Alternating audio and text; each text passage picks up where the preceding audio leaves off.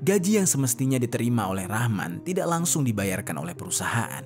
Oknum yang ditugaskan untuk menghandle Rahman yang bernama Arifin mengatakan kalau dia akan membayar gaji Rahman nanti. Entah karena perasaan yang tidak suka kepada Rahman atau bagaimana, yang jelas si Arifin itu jadinya mempersulit pencairan gaji terakhir Rahman. Halo Sobat Pena, apa kabar hari ini? Assalamualaikum warahmatullahi wabarakatuh. Hari ini kita akan kembali membahas kejadian-kejadian mengerikan kisah nyata yang terjadi di muka bumi ini. Kisah kali ini merupakan cerita yang berasal dari Batam, mengisahkan tentang seorang pria lanjut usia yang bekerja, namun gajinya tidak kunjung dibayarkan. Padahal seharusnya dia menerima gaji senilai 3 juta rupiah, namun entah apa alasannya, dia benar-benar kesal gajinya tidak kunjung dibayar, padahal dia sangat membutuhkan uang dari gaji tersebut untuk memenuhi kebutuhan sehari-hari di rumahnya. Dia bahkan sudah sampai datang ke kantor tempat dia bekerja untuk menanyakan gajinya tersebut. Namun orang kantor malah mempersulit dan memperumit pria tua tersebut untuk terhubung dengan atasan perusahaan. Yang mana hal itu akhirnya membuat si pria tua ini dengan brutal mengeksekusi salah satu karyawan yang ada di perusahaan tersebut. Dan dia juga mengincar karyawan-karyawan yang lain. Bagaimana cerita selengkapnya tentang kasus yang satu ini? Langsung saja kita bahas di Kata Pena.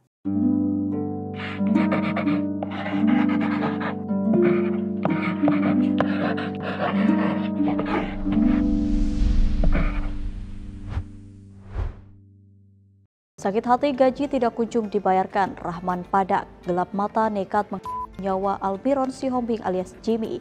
Pelaku yang merupakan tenaga pengaman di pertokoan tersebut diamankan setelah menyerahkan diri ke Mapolresta Barelang. Oke, sebelum kita mulai ceritanya, jangan lupa untuk subscribe channel ini dan bagikan video ini ke teman-teman kalian. Cerita ini dibuat berdasarkan berita yang sudah beredar dan diterbitkan oleh beberapa media publik yang aku sajikan dan aku rangkum dalam bentuk alur cerita. Kita mulai ceritanya. Jadi ada seorang laki-laki lanjut usia yang bernama Rahman Padak. Dia ini sudah berumur 63 tahun. Rahman ini merupakan seorang warga dari Kecamatan Sekupang, Kota Batam. Di usianya yang sudah lanjut, dia ini tinggal bersama anak dan istrinya yang tidak disebutkan mengenai informasi nama mereka.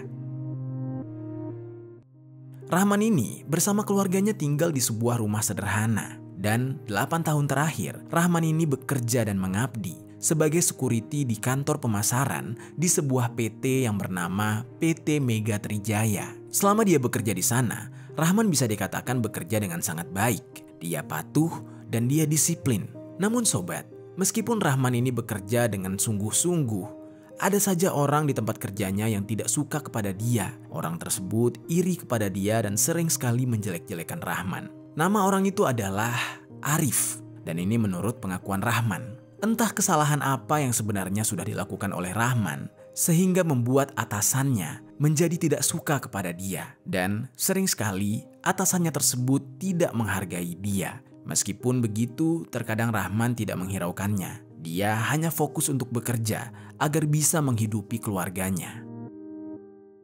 Gaji yang didapat oleh Rahman sebagai security itu lumayan besar jumlahnya, kisaran 3 juta rupiah per bulan. Dan dengan pekerjaan serta gaji itulah Rahman bisa menghidupi anak serta istrinya. Lalu, tidak banyak informasi yang didapat mengenai latar belakang dari Rahman sendiri. Tapi yang jelas, di mata keluarganya, Rahman ini merupakan sosok suami atau ayah yang cukup bertanggung jawab. Dia sayang kepada keluarga, dia bekerja keras untuk keluarganya. Selama bertahun-tahun dia bekerja sebagai security, tepat di tahun 2024, entah karena usianya yang sudah tua, dia berhenti dari pekerjaannya, atau justru pihak perusahaanlah yang memberhentikan dia. Di saat itu, Rahman tidak lagi bekerja di sana. Namun pada saat itu, Rahman sebenarnya menerima dengan keputusan tersebut, tapi dia berharap gajinya yang terakhir itu terbayarkan. Ya hitung-hitung untuk menyambung hidup sembari dia mencari pekerjaan lain. Tapi ternyata gaji yang semestinya diterima oleh Rahman tidak langsung dibayarkan oleh perusahaan. oknum yang ditugaskan untuk menghandle Rahman yang bernama Arifin mengatakan kalau dia akan membayar gaji Rahman nanti. Entah karena perasaan yang tidak suka kepada Rahman atau bagaimana, yang jelas si Arifin itu jadinya mempersulit pencairan gaji terakhir Rahman. Namun di saat itu, Rahman sangat yakin kalau yang sebenarnya akan membayarkan gajinya itu bukan Arif, melainkan seorang manajer yang bernama William. Lalu di saat itu, karena dia sangat yakin, akhirnya pada tanggal 29 Februari tahun 2024, Rahman mencoba menghubungi manajer PT Mega Trijaya tersebut untuk meminta kejelasan mengenai pembayaran gajinya. Namun, anehnya, saat ditelepon, William menyebut belum bisa membayar gaji Rahman dan meminta Rahman untuk kembali bekerja. Kurang lebih, William berkata seperti ini. "Aduh, saya belum bisa kasih gaji kamu, Rahman. Kamu besok coba datang dulu deh ke kantor pemasaran. Ya, bantu-bantu kerjalah di sana," ucap manajer perusahaan tersebut. Lalu di saat itu, Rahman berpikir, ya tidak ada salahnya lah dia datang sesekali. Toh tujuannya agar gajinya cepat dicairkan. Lalu keesokan harinya, tepat di tanggal 1 Maret, di saat itu bukannya William yang datang ke kantor, yang ada malah Arifin yang merupakan oknum yang tidak suka dengan Rahman. Dia datang ke kantor dan langsung saja mengatakan kepada Rahman kurang lebih seperti ini. "Saya sekarang sudah jadi koordinator, buka pagar agar orang bisa bekerja. Tapi gajimu sekarang sama saya ya, bukan di kantor lagi." Kurang lebih ucapnya seperti itu. Pada awalnya, Rahman berpikir, "Aduh, ini pasti bakal lama lagi nih kalau sama Arif urusannya. Tapi ya udahlah, paling besok juga udah dikasih, soalnya kan udah beberapa hari. Gak apa-apa deh, mungkin telatnya sehari," pikir Rahman di dalam hatinya. Namun sobat, ternyata tidak. Arifin itu tidak kunjung memberikan gaji yang disebutkannya tadi. Bahkan di satu waktu, ketika Rahman datang ke tempat kerja tersebut untuk kembali meminta gajinya, Arif ini berjanji akan membayarkan gaji Rahman jika sudah membuka pagar. Di saat itu, Arifin ini memerintahkan Rahman dengan berkata, "Ya udah, sebelum aku bayar gajimu, tolong bukain dulu pintu pagarnya biar orang-orang bisa masuk kerja," ucapnya sambil memerintah. Rahman yang mendengar hal itu kemudian menuruti perintah Arifin, meskipun dia sadar kalau hitungannya dia sudah bukan karyawan lagi di sana. Namun disuruh-suruh seperti itu, Rahman masih sabar. Lalu akhirnya Rahman pun membukakan pintu pagar tersebut dan dia kembali menagih gajinya kepada Arifin. Namun Arifin di saat itu tidak kunjung membayarkannya. Saat Rahman kembali bertanya soal gaji, dia berkata seperti ini, "Pak, itu sudah saya buka ya Pak gerbangnya. Sekarang saya minta hak saya, gaji saya Pak, gaji terakhir saya," ucap Rahman. Namun sobat, jawaban yang diberikan oleh Arif lagi-lagi seperti meremehkan Rahman. Di saat itu dia beralasan ini dan itu yang tidak jelas. Yang mana di saat itu Arif ini berkata kurang lebih seperti ini. "Aduh, hari ini Bapak kan tahu sendiri, saya sedang repot ya. Besok deh besok, saya janji bakal bayar besok. Kasih saya nomor rekening aja sini, nanti saya transfer," ucap Arifin kurang lebih seperti itu untuk meyakinkan Rahman. Setelah mendengar jawaban tersebut, Rahman merasa kesal. Dia merasa dipermainkan oleh Arifin. Padahal dia tidak sedang meminta-minta, dia sedang menunggu haknya selama bekerja di perusahaan tersebut selama ini. Namun saat itu, tidak ada yang bisa Rahman lakukan selain pasrah dan menuruti perkataan dari Arifin. Karena walaupun dia memaksa agar Arif segera membayar, Arif pasti tidak akan memberikannya pada saat itu juga. Rahman sudah tahu Arif ini orang yang seperti apa. Lalu karena Rahman tidak mau ribut, jadinya di saat itu dia langsung pulang sembari menunggu transferan dari Arifin esok hari.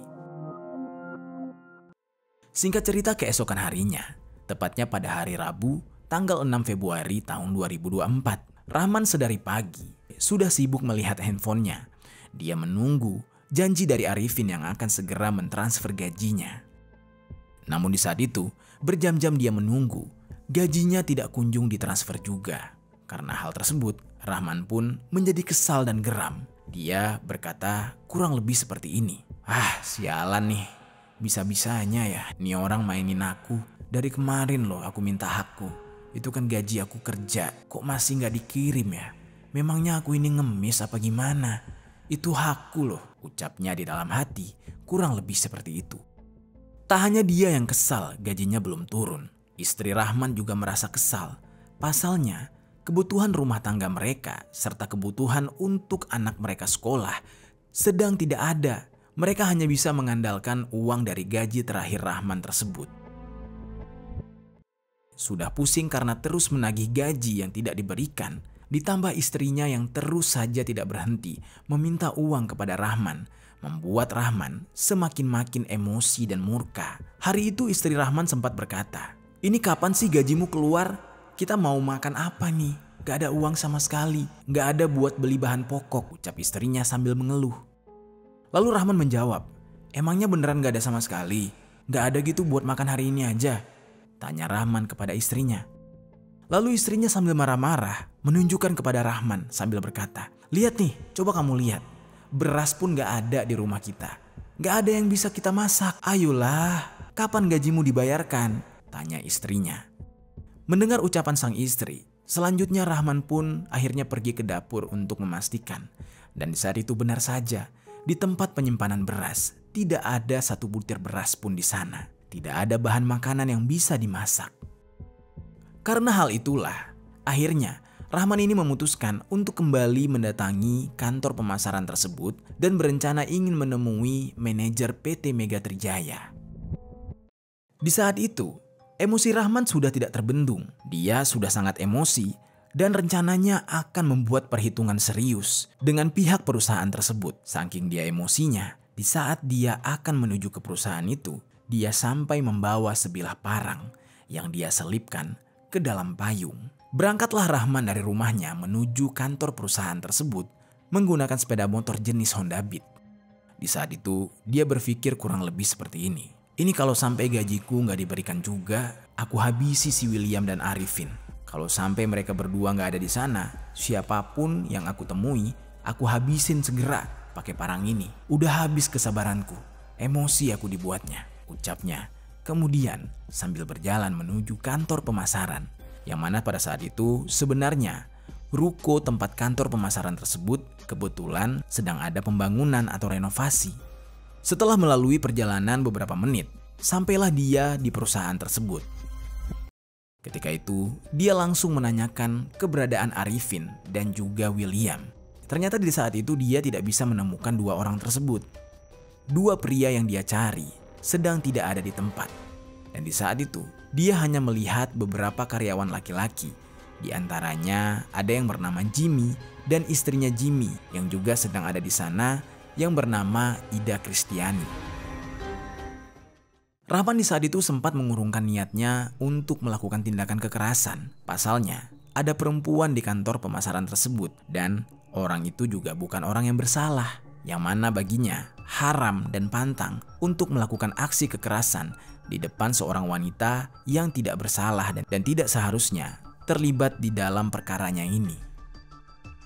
Lalu, tidak lama kemudian, Rahman pun pergi dari kantor tersebut dan sempat duduk-duduk di warung depan kantor sambil membeli sebotol air mineral untuk menenangkan dirinya. Lalu tidak berselang lama, kemudian tiba-tiba istri Jimmy yang tadi ada di dalam kantor pergi meninggalkan kantor tersebut untuk menjemput anaknya yang sedang sekolah. Dan di saat itu, ternyata Rahman melihat ada sebuah kesempatan bagus untuk melancarkan aksinya. Tak lama setelah itu, Rahman pun langsung kembali masuk ke dalam kantor tersebut dan dia langsung bertemu dengan Jimmy yang sedang ada di dalam. Oh ya, sedikit cerita tentang Jimmy terlebih dahulu ya sobat. Jadi Jimmy ini adalah seorang marketing di perkantoran tersebut. Selain marketing, dia ini sebenarnya adalah seorang pendeta yang dilantik di Gereja Tuhan Indonesia. Nah, di dalam sosial media pribadi Jimmy, dia ini sering sekali membagikan unggahan tentang keharmonisan dia dengan sang istri. Dan juga dia sering memposting beberapa video saat dia memainkan alat musik. Di mata keluarganya, Jimmy ini dikenal sebagai sosok yang sangat penyayang, tulus, dan memiliki rasa tanggung jawab. Oke, kita kembali kepada pertemuan Rahman dengan Jimmy. Di saat itu, posisinya Jimmy ini sedang bekerja sembari melakukan live Facebook. Beberapa menit kemudian, Rahman pun datang. Dan di saat itu, Rahman langsung bertanya kepada Jimmy tentang keberadaan manajer yang bernama William. Namun, Jimmy mengatakan Rahman tidak bisa bertemu langsung dengan si manajer karena harus memiliki janji terlebih dahulu jika ingin bertemu. Tidak bisa sembarangan. Jimmy yang tidak mengetahui kedatangan Rahman di saat itu yang sudah penuh dengan emosi membuat penjelasannya tersebut menambah emosi Rahman. Rahman yang memang sudah sangat kesal dan tidak bisa tertahan lagi, akhirnya meluapkan emosinya tersebut kepada Jimmy. Dan secara tiba-tiba, dia mengeluarkan parang yang sedari tadi dia bawa dan dia arahkan ke kepala Jimmy. Jimmy di saat itu kaget. Secara tiba-tiba dia ditikam menggunakan parang. Cairan merah seketika bertumpahan di dalam ruko. Di saat itu dia berteriak kesakitan sejadi-jadinya. Tidak berhenti sampai di situ. Jimmy yang sudah bersimbah cairan merah dan merasa ketakutan, kemudian berusaha untuk melarikan diri. Dia berlari sekuat tenaga menghindari Rahman. Namun ternyata Rahman di saat itu yang sudah membabi buta tidak mau melepaskan Jimmy begitu saja. Dia berhasil mengejar Jimmy dan akhirnya Jimmy ditebas secara berkali-kali di bagian kepalanya serta di bagian tubuh lainnya oleh Rahman. Di saat itu kondisi Jimmy benar-benar mengenaskan. Luka menganga terdapat di kepalanya dan juga di bagian mulutnya. Di saat itu, Jimmy seketika langsung roboh dan tidak sadarkan diri karena kehabisan cairan merah. Sebelumnya memang Jimmy ini sempat berlari sambil meminta tolong. Namun sobat, ruko pemasaran tersebut yang tengah direnovasi itu masih sangat sepi dan lumayan jauh dari pemukiman warga. Sehingga tidak ada yang mendengar teriakan Jimmy saat meminta tolong. Dan sebenarnya, karena ruko tersebut masih dalam tahap pembangunan, banyak orang-orang yang sedang bekerja di sana untuk mengerjakan bangunan tersebut. Namun entah kenapa, tidak ada satu orang pun yang bisa mendengar teriakan Jimmy. Lalu sesaat kemudian, setelah Jimmy berhasil dilumpuhkan, tiba-tiba saja Rahman tersadar. Dia berbicara sendiri, kurang lebih seperti ini. "Ya Tuhan, apa yang aku lakukan nih? Aduh, kejamnya aku," ucapnya ketika sadar telah melakukan hal keji itu.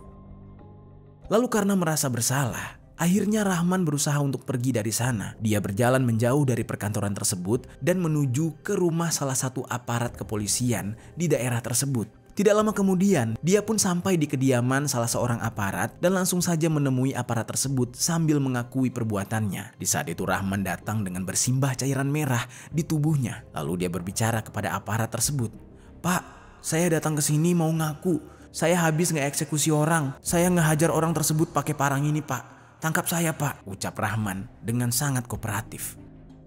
Saat itu, aparat kepolisian tersebut yang mendengar pengakuan dari Rohman sangat terkejut. Dia kemudian langsung mengamankan Rohman dan menghubungi anggota kepolisian lainnya dan memerintahkan untuk segera menuju ke TKP. Tanpa berlama-lama, pihak kepolisian pun langsung menuju ke tempat yang dimaksud. Ketika sampai di lokasi, pihak kepolisian menemukan jasad dari seorang laki-laki yang sudah tergeletak bersimbah cairan merah di dekat semak ilalang, tepat di depan komplek ruko Oriza Hiltiban. Jasad tersebut merupakan seorang karyawan yang bernama Jimmy. Lalu tidak hanya itu, petugas juga menemukan parang yang diduga digunakan oleh Rahman untuk menghabisi nyawa Jimmy.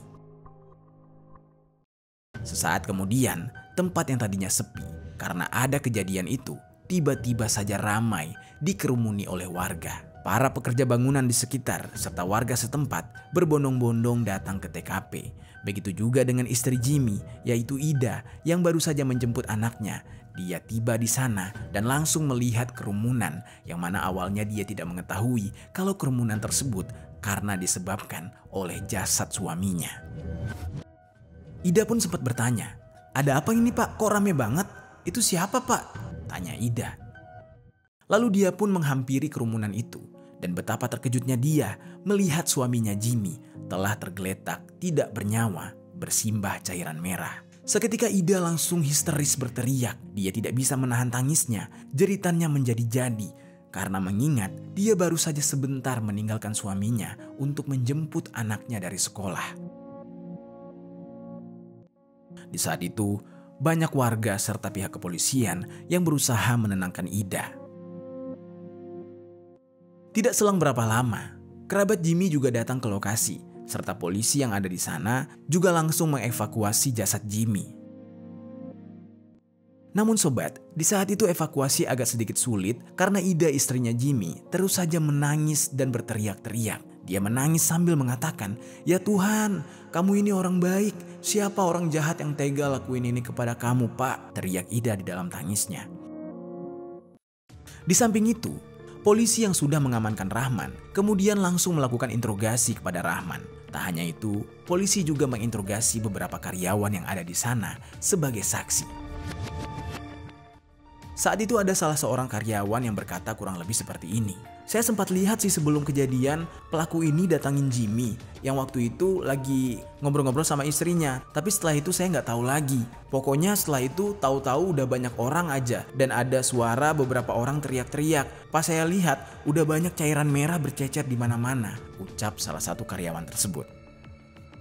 Lalu di sisi lain, pihak kepolisian yang sudah mengamankan Rahman kemudian bertanya kepada Rahman tentang apa yang sebenarnya dia lakukan. Motif apa yang mendorong dia melakukan hal yang keji tersebut. Pada saat itu, Rahman dengan wajah lesunya langsung menjawab semua pertanyaan polisi dengan kooperatif. Dia berkata kalau dia sudah muak dan tidak tahan lagi kepada manajer perusahaan tersebut yang tidak kunjung membayarkan gajinya. Dan dia berencana ingin menghabisi manajer perusahaan tersebut. Namun karena di TKP adanya hanya Jimmy dan Jimmy juga mengatakan sesuatu yang menyinggung Rahman, akhirnya Rahman memilih untuk menghabisi Jimmy. Lalu akhirnya pihak kepolisian langsung menetapkan Rahman sebagai tersangka karena di saat itu Rahman berusaha jujur dan mengakui kesalahannya. Istri Rahman menangis jadi-jadinya. Dia tidak menyangka tuntutannya kepada sang suami. Karena di hari itu keluarga mereka tidak punya bahan makanan dan gaji suaminya belum juga dibayar, ternyata membuat suaminya justru gelap mata menghabisi nyawa orang lain. Istrinya berkata dia cukup menyesal karena sudah menuntut suaminya untuk segera meminta gaji yang belum dibayarkan tersebut. Meskipun hal itu sebenarnya memang sudah menjadi hak dari suaminya, tetapi tetap saja dia menyesal. Andai saja dia tidak marah-marah kepada suaminya dan tidak mendesak suaminya untuk segera meminta gaji itu, mungkin suaminya tidak melakukan hal sekejam itu. Namun apa boleh buat, semuanya sudah terjadi.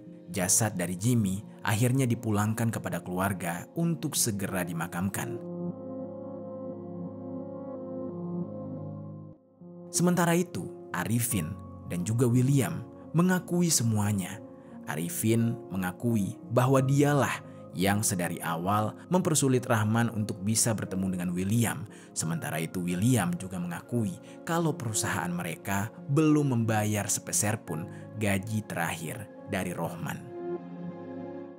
Namun di dalam kasus ini, Arifin dan juga William tidak dijadikan tersangka. Mereka hanya sebatas menjadi saksi karena setiap keterangan mereka tidak mengarah kepada pelanggaran hukum pidana apapun. Dan sementara Rohman sebagai pelaku tunggal di dalam kasus ini, akhirnya dia dijerat dengan pasal 340 KUHP tentang eksekusi berencana dengan ancaman pidana penjara seumur hidup. Itu dia sobat, kisah Rohman yang memperjuangkan haknya tapi malah dipermainkan hingga akhirnya membuat dia murka dan mengeksekusi salah satu karyawan di tempat perusahaannya bekerja. Apa pelajaran yang bisa kita ambil dari kisah ini?